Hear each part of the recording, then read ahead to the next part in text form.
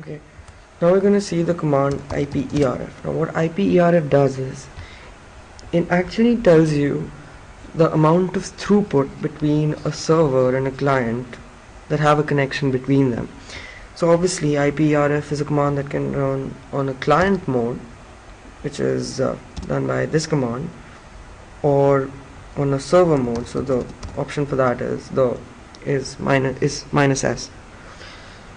Now before we actually go on trying this command, we need to understand the difference between throughput and bandwidth.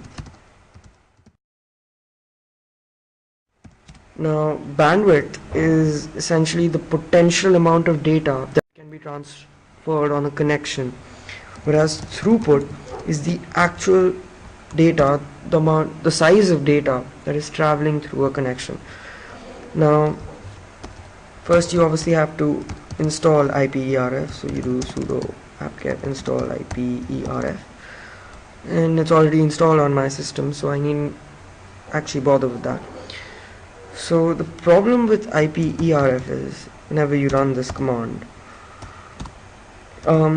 is that there are so many firewalls and connections nowadays in Ubuntu and in CyberHome, whatever server you might be connecting to, that iperf is almost always never allowed to connect. Now I'm going to try client mode, and whenever I go into client mode, so first I'm going to do iperf. So these are the various modes that it works on, and there are other things you can specify like format, interval. So since iperf reports the amount of throughput or the bytes or data that is traveling through the connection, in specifying the interval would say the time period between the intervals. There are other commands that you can play with, but the most important thing is to know that these are the main commands.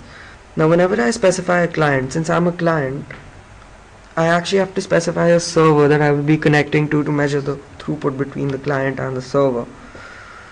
And -u specifies UDP mode, otherwise by default it actually tests the throughput through the TCP/IP protocol. So I'm going to quit this.